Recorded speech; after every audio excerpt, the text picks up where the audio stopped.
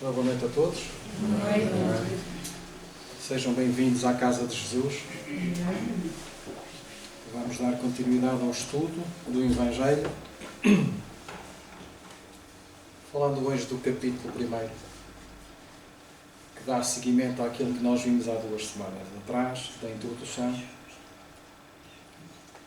e que espero que hoje aprendamos algumas coisas, assim como eu aprendi também quando preparei o trabalho, porque como eu já vos tinha dito, cada vez que se pega no Evangelho para trabalhar, descobre-se sempre mais qualquer coisa. E normalmente é para nos dar cabo da cabeça. Porque de facto nós enquanto aprendizes espíritas, é-nos dado tantas ferramentas para nós podermos evoluir e modificarmos, e nós continuamos a falhar redondamente no nosso dia a dia, no nosso trabalho, na nossa casa, no nosso lar. E às vezes somos abençoados com pequenas coisas que acontecem na nossa vida, que é para nos dar aquela picadela, sabe? Vais para o sítio errado, aqui mais para aquele lado. E hoje, ao falar deste capítulo, vamos ver 3 coisas importantes, que são as revelações, as 3 revelações, Moisés, Cristo e o Espiritismo. Acaba por ser um pouco uma aula histórica também de como é que se deram as coisas até chegarmos à nossa doutrina. O capítulo fala ainda da aliança da ciência e da religião e, como sempre, existem as instruções dos nossos amigos do outro lado da vida, que nos trazem sempre ensinamentos muito importantes e exemplos também para poderem ser aplicados. O Evangelho, este capítulo, começa precisamente com o Evangelho de Mateus, capítulo 5, que é bastante extenso, mas que nos diz assim: não penseis que eu tenha vindo destruir a lei ou os profetas. Não os vim destruir, mas cumpri-los. Porquanto, em verdade, vos digo que o céu e a terra não passarão sem que tudo o que se acha na lei esteja perfeitamente cumprido. Enquanto resta um único iota e um único ponto. Como vos disse, isto está em Mateus, no versículo 17 e 18. Mas eu se calhar convidava-vos, se tiverem essa possibilidade, de verem o capítulo 5, porque isto é só um trechozinho, mas é bastante interessante. E abre-nos os olhos em muitos aspectos. E encaixa perfeitamente neste capítulo que vamos ver. Então, quem era Moisés? Moisés foi um dos profetas mais importantes do judaísmo e do cristianismo, e igualmente reconhecido pelo islamismo. Foi um líder religioso e segundo juiz de Israel, legislador e profeta, a quem a autoria do Pentateuco é tradicionalmente atribuída e corresponde aos primeiros 5 livros da Bíblia hebraica. Entre os judeus é chamado de Torá. Com certeza nós já ouvimos esse nome, Torá, várias vezes. Os 5 livros são estes: a Gênesis, o Êxodo, Levítico, Números e o Deuteronômio. E vamos então perceber o que é a Gênesis.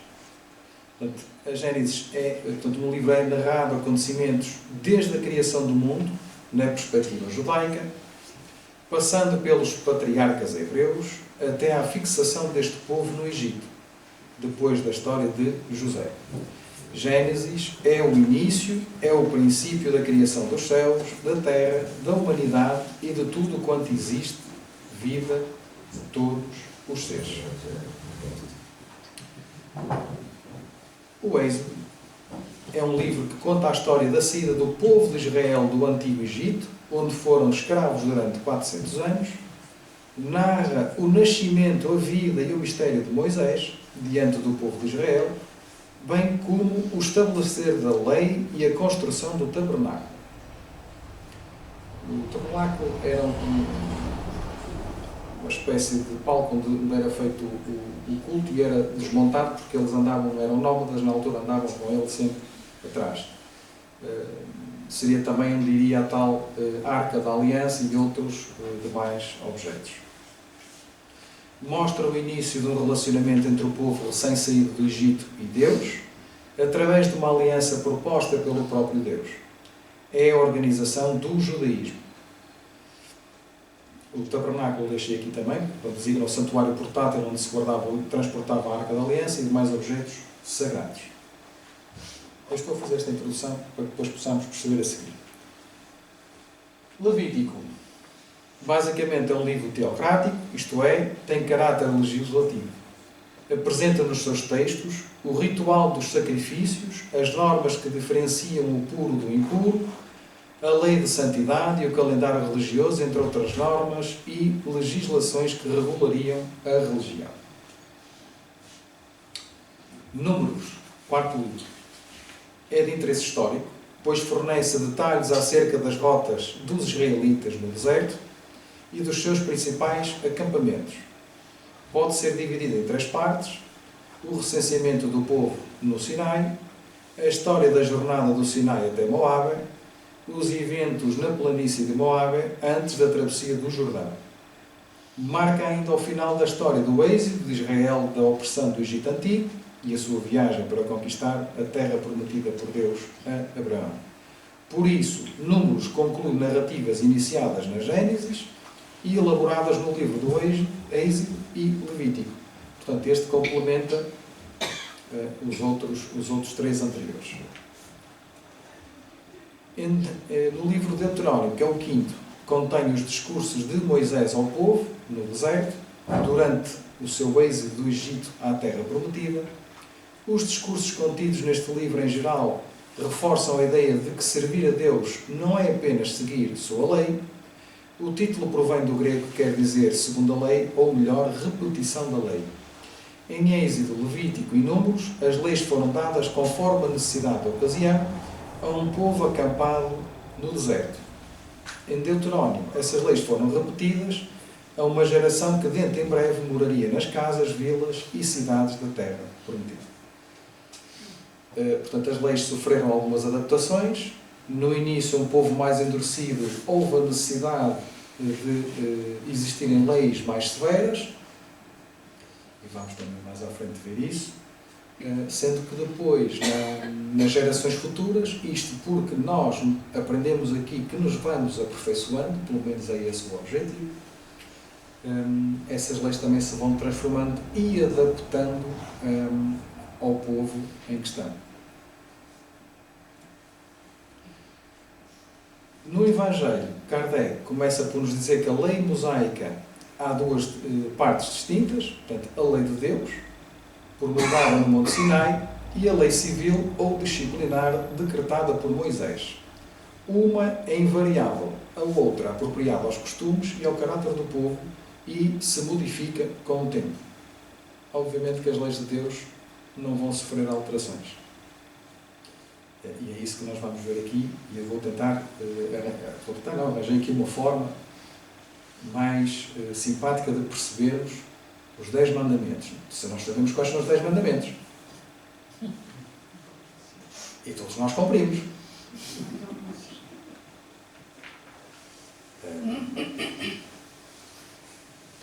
Um dia. Então, as leis de Deus está formulada nos 10 mandamentos e são estes. No primeiro temos, no primeiro mandamento, eu sou o Senhor, vosso Deus, que vos tirei do Egito, da casa da servidão. Não tereis diante de mim outros deuses estrangeiros. Não fareis imagem esculpida, nem figura alguma do que está em cima do céu, nem embaixo da terra, nem do que quer que esteja nas águas sobre a terra. Não os adorareis e não lhes prestareis culto soberano. Então o que é que nós temos aqui? É fazer-nos perceber a importância que existe de nós dedicarmos amor a Deus sobre todas as coisas e reconhecê-lo como o único e insubstituível. É aquele a quem nós nos vamos agarrar quando nos encontrarmos numa dificuldade. Para que não haja dúvidas. Na primeira questão do livro dos Espíritos, isto para que eu sei que todos nós sabemos que Deus não é uma pessoa como nós, não tem assim corpitos, mas na primeira questão, para matar as dúvidas, é feita a pergunta: que é Deus? E não quem é Deus. Então Deus é a inteligência suprema, causa primária de todas as coisas. E Ele é a origem de tudo, aquilo que nós conhecemos. Não pronunciareis em vão o nome do Senhor, vosso Deus. Ora, isto faz-nos estar atentos sobre os nossos anseios. Não significa que nós não possamos ajudar a Deus, mas que não seja de uma forma egoísta, que não seja de uma forma orgulhosa, mas sim que façamos esse pedido de uma forma sincera, sem que prejudique ninguém. Não vamos poder, toda a gente gostaria, e com certeza quem nunca pediu a Deus que nos saísse o Euromilhões, de facto Ele não nos vai dar o Euromilhões, e também vamos perceber aqui nos mandamentos porque é que Ele não nos dá o Euromilhões, mas os pedidos têm que ser nessa ordem, de forma sincera, com fé, para a nossa ajuda, para a ajuda dos outros, e não estar à espera de receber algo em troca que não seja mais do que isso. Porque o trabalho é nosso. Senão, qual seria a vantagem de nós caminharmos rapidamente ou termos as coisas dadas de mão beijada se fosse só pedir a Deus?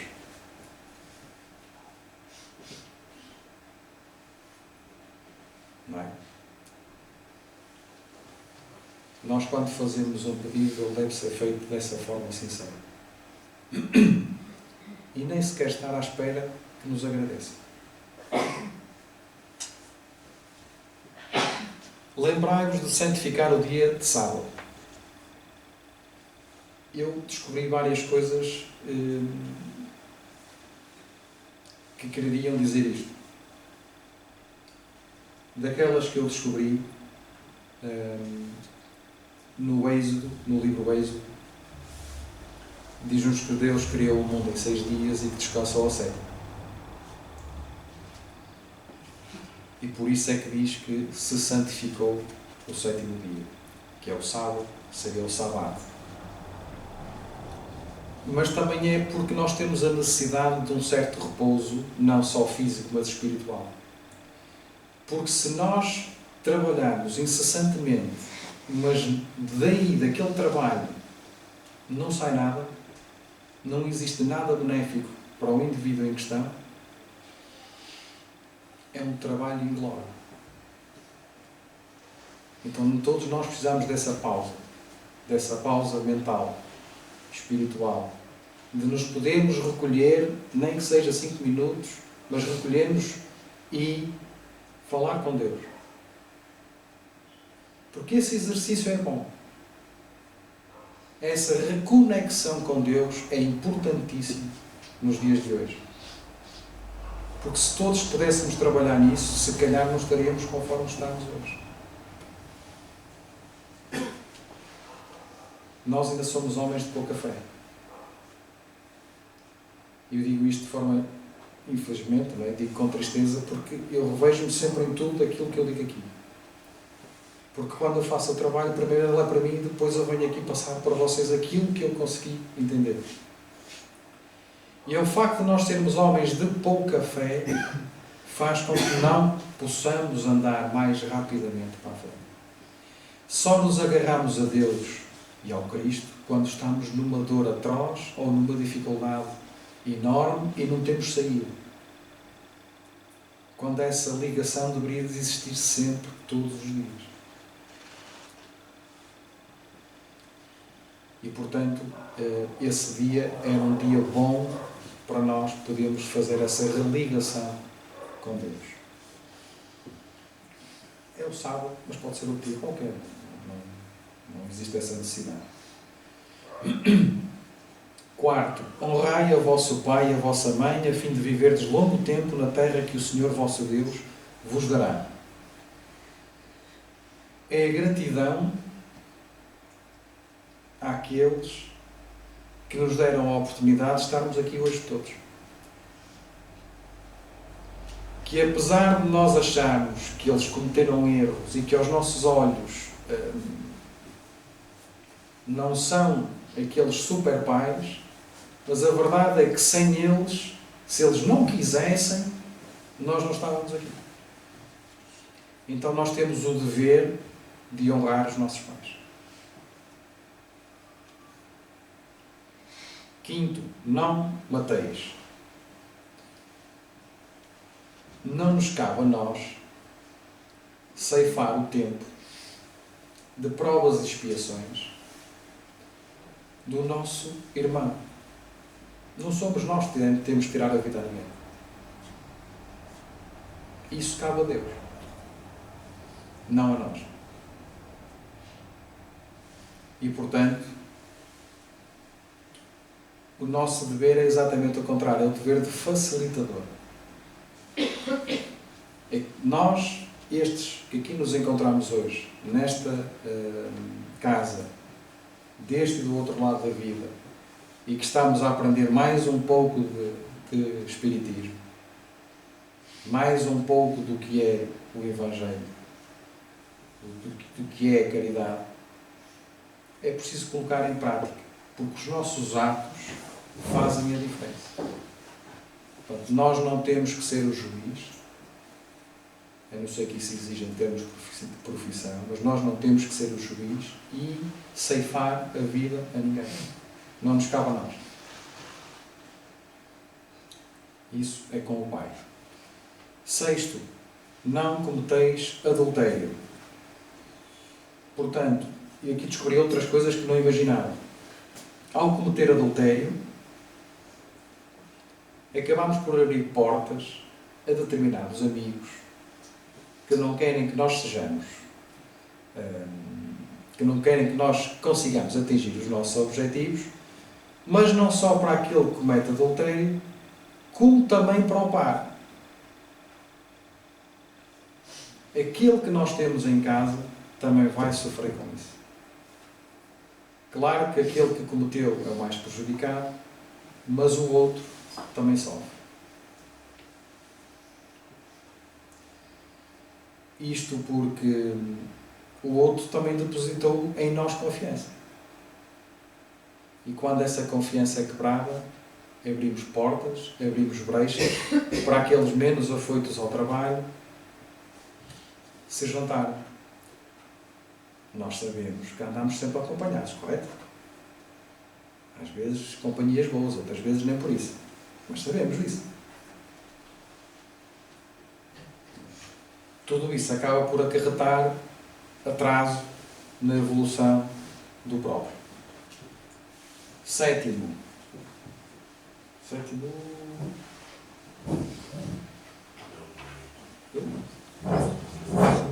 7. Oitavo. Não presteis testemunho falso contra o vosso próximo. Peço desculpa. Não, desculpa. Não roubeis. Desculpem, eu só veio aqui. Tem razão.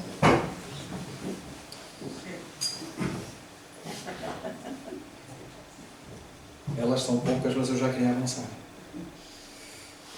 Então, nós só temos acesso a determinadas coisas quando nós tivermos maturidade para tal. Portanto, não adianta pedir a Deus o Euromilhões, porque se nós não tivermos maturidade para tal, não vamos ter.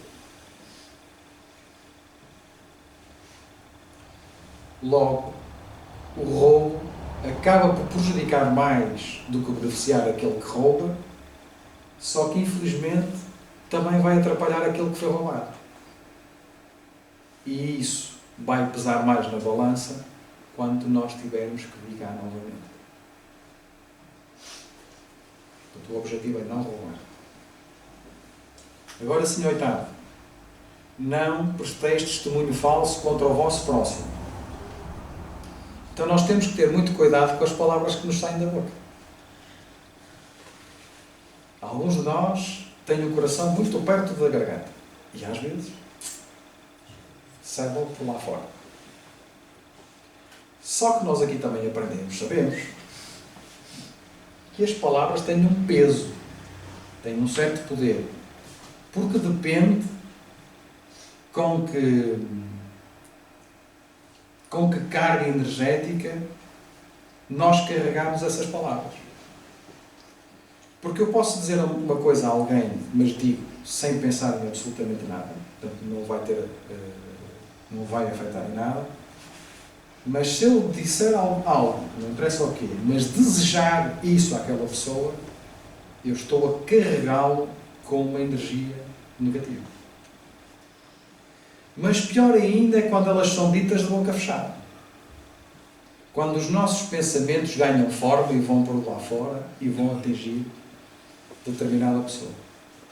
E às vezes nós andamos carregados com dores de cabeça, dores de costas e não imaginamos porquê. E se calhar algumas das vezes é isso mesmo. É alguém que gosta tanto de nós, que nos diz palavras bonitas e carrega-nos com essa energia. Portanto, falar é mau, mas pensar é muito pior. Porque o outro lado não ouviu nada.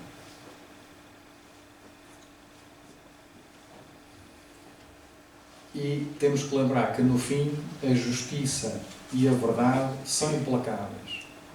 A certa altura a máscara cai. E tudo se descobre.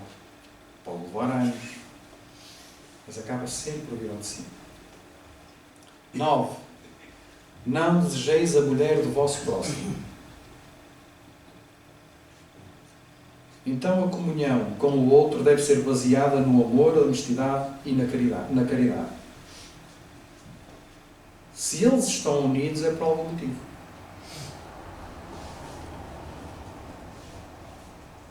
É porque existem ali tarefas que ambos têm que ultrapassar. Seja porque deixaram para trás, seja tarefas relacionadas com os filhos que entretanto vão chegar, seja tarefas com os pais que entretanto necessitam de ajuda. Se estão juntos, é por algum motivo. Então é preciso ter um cuidado enorme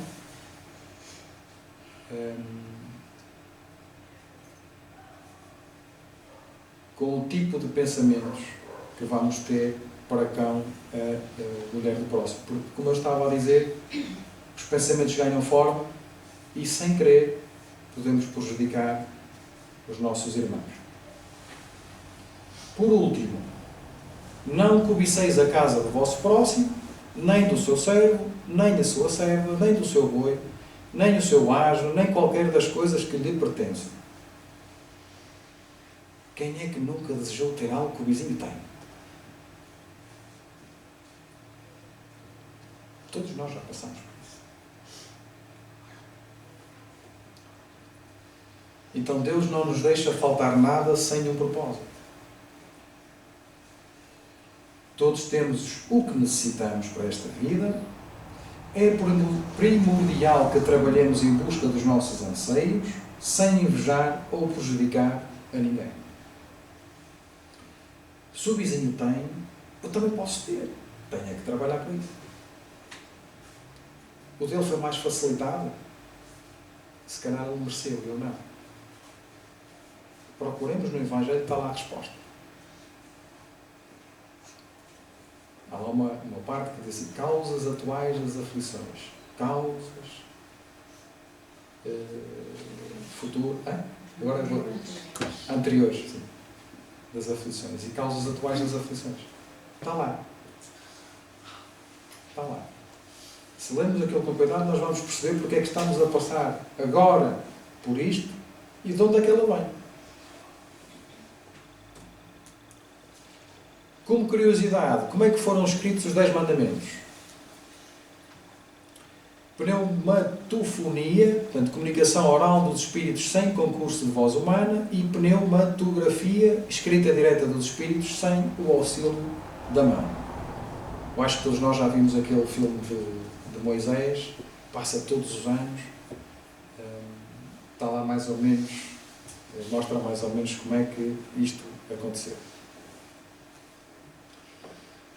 Regressando aqui ao Evangelho, é de todos os tempos e de todos os países essa lei e tem, por isso mesmo, caráter divino. Portanto, nunca vai mudar. É aquilo.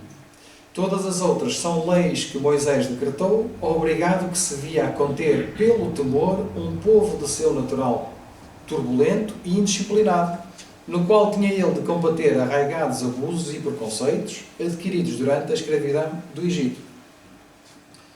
E nasce aquele Deus vingativo,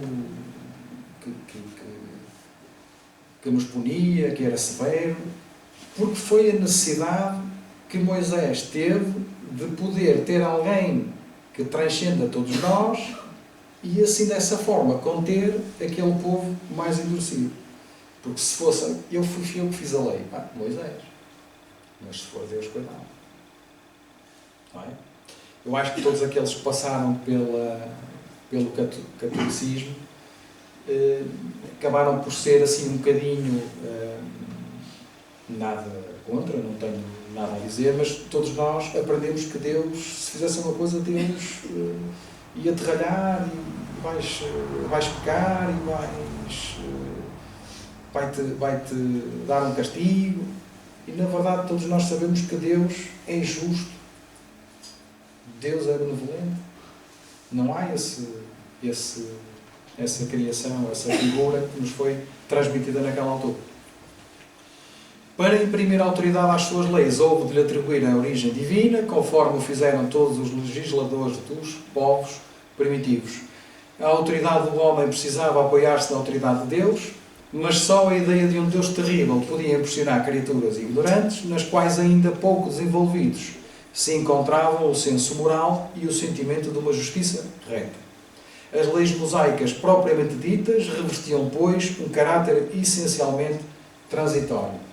Mais uma vez reforçando, o povo foi evoluindo, foi se tornando mais manso, mais educado, não havendo necessidade para essas leis tão severas.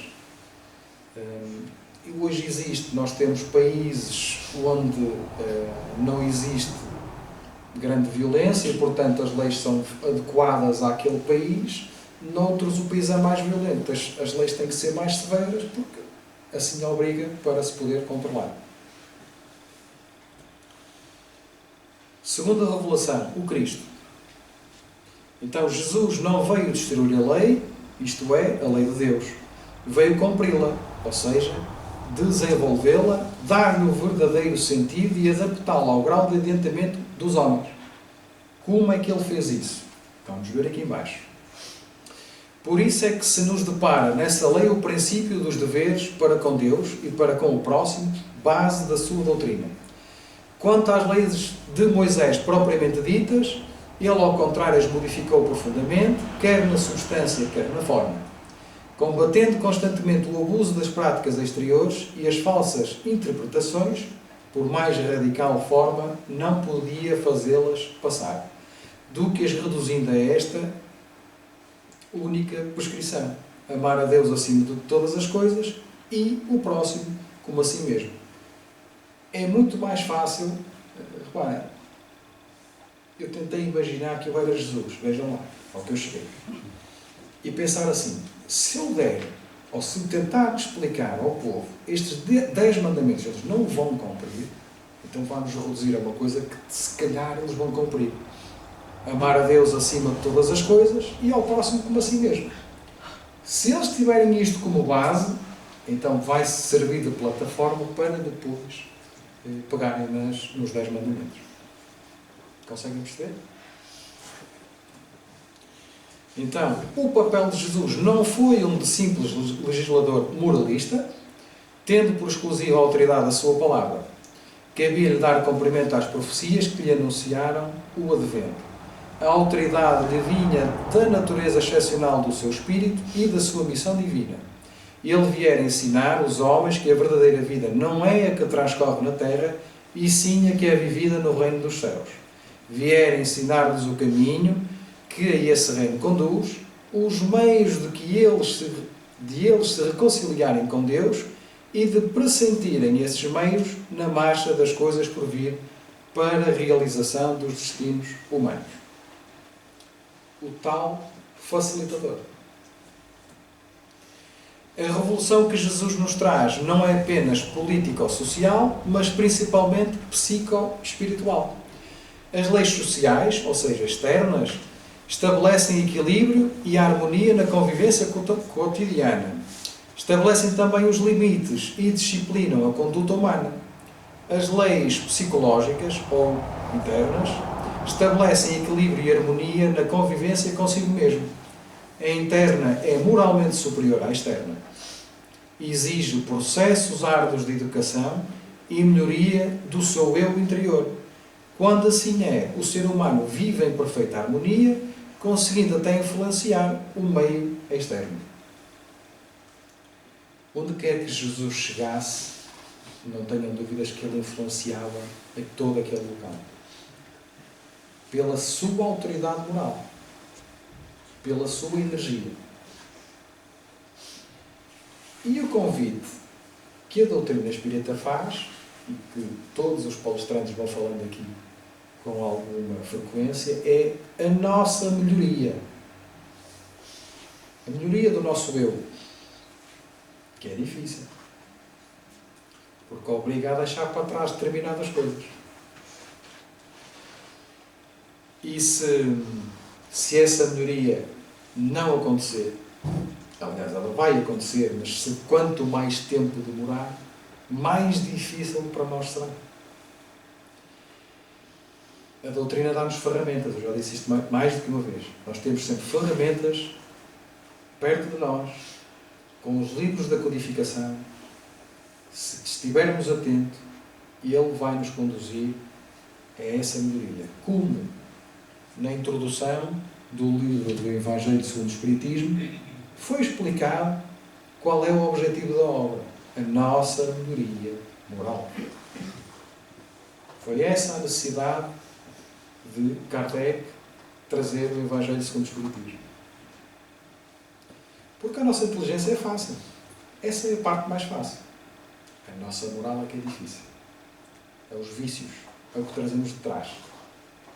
Isso é difícil. Portanto, não destruir a lei interna, mas conhecê-la e cumpri-la é o único caminho que conduzirá à felicidade. Terceira revelação. Quem somos? De onde viemos? O que fazemos aqui? Para onde vamos? Isso é o Espiritismo.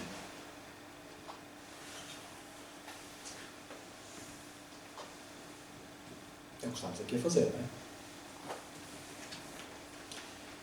Então, o Espiritismo é uma ciência nova que vem revelar aos homens, por meio de provas irrecusáveis, a existência e a natureza do mundo espiritual e as suas relações com o mundo corpóreo. Ele nos mostra não mais como coisa sobrenatural, porém ao contrário, como uma das forças vivas e sem cessar atuantes da natureza, como a fonte de uma imensidade de fenómenos até hoje incompreendidos e, por isso, relegados para o domínio do fantástico e do maravilhoso. Vou dar aqui um exemplo. Porquê que as sessões mediúnicas não são assim, abertas? Aquele que entrar a primeira vez por esta porta, se visse uma comunicação, ia achar o quê? Se ele não tivesse bases de conhecimento, o que é que ele ia achar? Fantástico, uma coisa fantástica, uma coisa maravilhosa, ou uma farsa. Por isso é que não é para todos.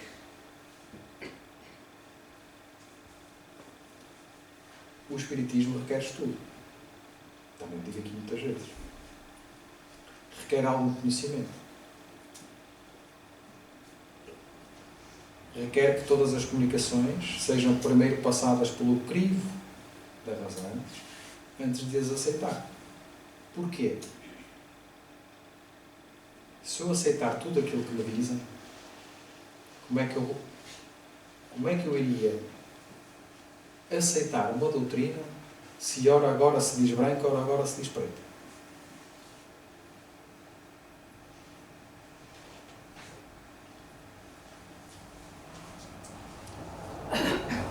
Lembrando Erastos, também dito há 15 dias atrás, mais vale negar 10 verdades do que aceitar uma mentira.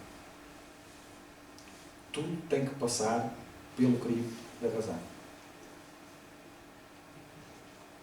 Se nós não tivermos bases, é a mesma coisa. Se eu for fazer um exame de arquitetura, é certo que eu vou reprovar. Não percebo nada daquilo. Eu, para fazer um exame, uma prova, eu tenho que me preparar. Certo? Aqui é igual. É a mesma coisa. Portanto, é a essas relações que o Cristo alude em muitas circunstâncias, e daí vem que muito do que ele disse permaneceu ininteligível. Também vimos isso há 15 dias atrás. Ou falsamente interpretado. Porquê? Não temos o conhecimento ainda necessário para entender aquilo que ele nos dizia. Por isso é que a doutrina arranjou as chaves com o auxílio da qual tudo se explica de modo fácil. Mais ou menos fácil. Mas é muito mais fácil nós entendermos aquilo que Jesus nos dizia se nós pegarmos ou se tivermos base da doutrina espírita. Porque a doutrina é um facilitador. Emmanuel diz-nos ainda que a doutrina consoladora da sobrevivência e da comunicação entre os habitantes da Terra e do Infinito, com bases profundas e amplas no Evangelho, floresce entre as criaturas com características de nova revelação, para que o homem seja, nas atividades vulgares, real afirmação do bem que nasce da fé viva. Irmão X diz-nos também que o Espiritismo constitui a porta da esperança para um mundo melhor. Seus fenómenos representam chamamentos comuns para uma compreensão mais elevada dos valores da vida.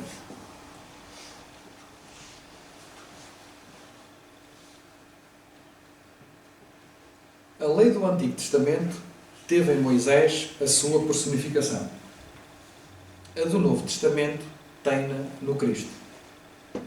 O Espiritismo é a terceira revelação da lei de Deus, mas não tem a personificá-la nenhuma individualidade, porque é fruto do ensino dado não por um homem, mas sim pelos Espíritos que são as vozes do céu, em todos os pontos da terra, com o concurso de uma multidão inumerável de intermediários. É, de certa maneira, um ser coletivo, formado pelo conjunto dos seres do mundo espiritual, cada um dos quais traz o tributo de suas luzes aos homens, para lhes tornar conhecido esse mundo e a sorte que os espera. Aprende-se muito com as comunicações do outro lado da vida. E não é nas comunicações dos benfeitores, é precisamente nos outros que são sofredores. Porque um dia seremos nós. Nós não somos benfeitores. Nós somos sofredores. E por isso é que estamos num mundo de provas e expiações. Em transição. E é aqueles que nós ouvimos ou lemos nas comunicações do outro lado da vida que venham com um objetivo, que é ensinar-nos a não fazer aquilo que eles fizeram, demonstrando como estão.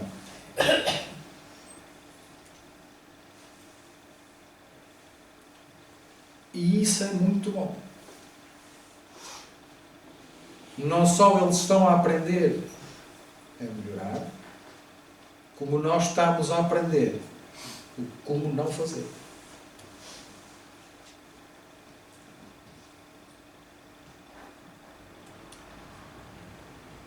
No ponto 7 do Evangelho, diz-nos ainda que, assim como Cristo disse, não vim destruir a lei, porém cumpri-la.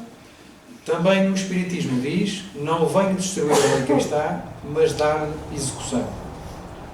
Nada ensina em contrário ao que ensinou Cristo, mas desenvolve, completa e explica, em termos claros e para toda a gente, o que foi dito apenas sob forma alegórica. Vem cumprir nos tempos perdidos o que Cristo anunciou e preparar a realização das coisas futuras. Ele é, pois, obra do Cristo, que preside, conforme igualmente o anunciou, a regeneração que se opera e prepara o reino de Deus na terra.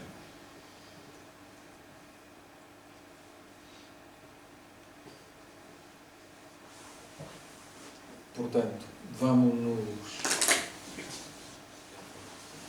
cingir só àquilo que Jesus nos recomendou, porque os 10 mandamentos para já para nós é extremamente difícil. Pelo menos cumpri-los na íntegra. E quando um dia tivermos essa base bem assente no chão, aos poucos, tentando cumprir aquilo que Deus nos deixou como guias bases de boa conduta,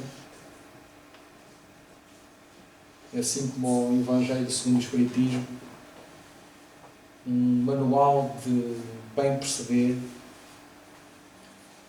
desta doutrina consoladora que é o Espiritismo, não tenhamos dúvidas, que obriga ao estudo, porque obriga ao estudo,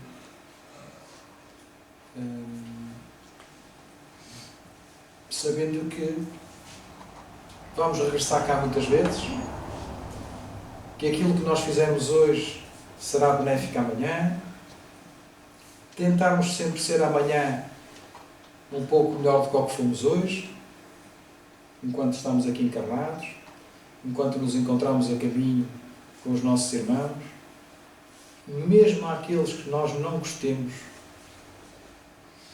porque não deixa de ser nosso irmão.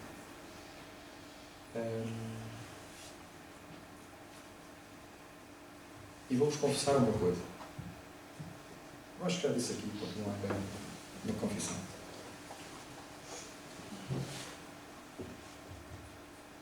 Uma vez uma pessoa causou-me um problema enorme na vida. Não que não tivesse solução, mas foi mais, se calhar, a forma como eu encarei aquilo do que propriamente o problema em questão.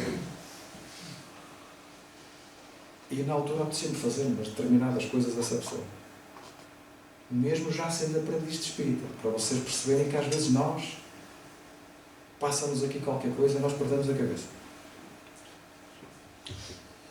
E um dia eu ouvi assim, sopraram-me às orelhas e disseram assim, faz uma oração. E eu ri-me assim, não fosse uma oração. Eu faço uma oração, mas é para ele ir depressa para o outro lado. Vou fazer uma oração para ele, mas aquilo não me saiu da cabeça. E a oração não foi feita no imediato, longe disso, mas o que é certo é que, passado algum tempo, eu fiz a oração. E no dia a seguir repeti. E passado uns tempos aquilo vinha-me à cabeça, eu fui repetindo, até que desapareceu. Portanto, eu nem sei onde é que esse sujeito está, pouco importa. A mim fez-me bem, porque não ganhei cisma à pessoa, ele tem a vida dele, que Deus o ajude, eu estou na minha vida, está tudo bem, não sinto completamente mágoa, absolutamente nenhuma.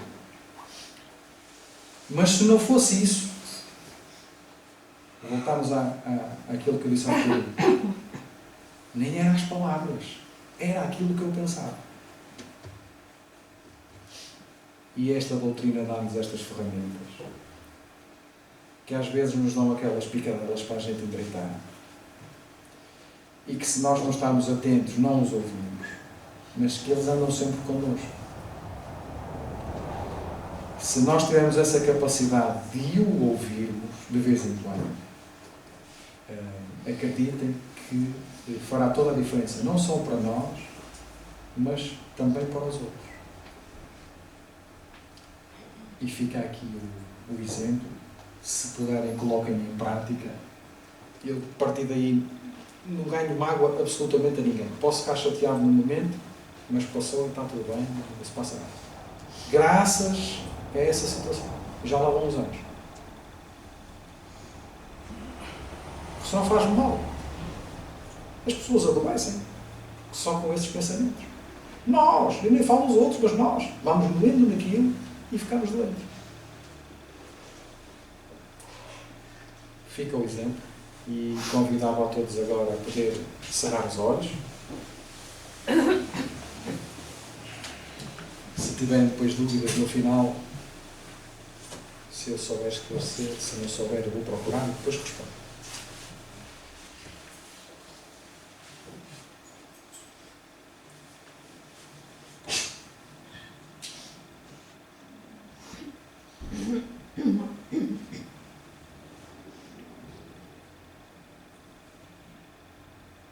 Amado Mestre,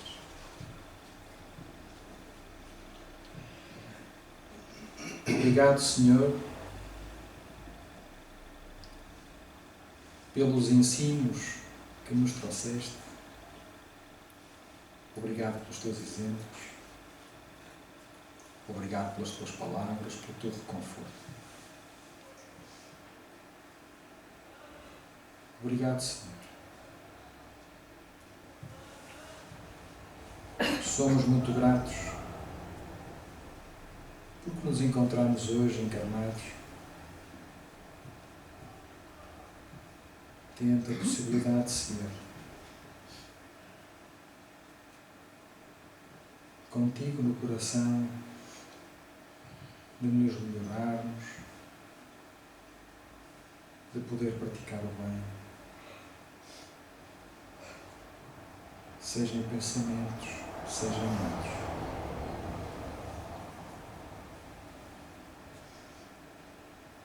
Que possamos um dia amar os nossos inimigos, assim como tu, Mestre. Assim como tu amas a todos,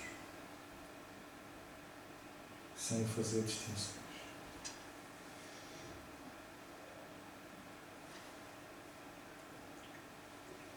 Que esse teu calor fraterno, que essa tua luz que nos ilumina a todos, que ela possa ser o farol que nos guia nesta caminhada atribulada,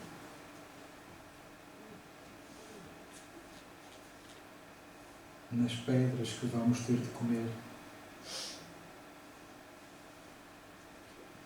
nas dores que vamos passar. Que tu possas ser o consolo. Que tu possas ser, Senhor, aquele que nos abraça, aquele que nos compreende,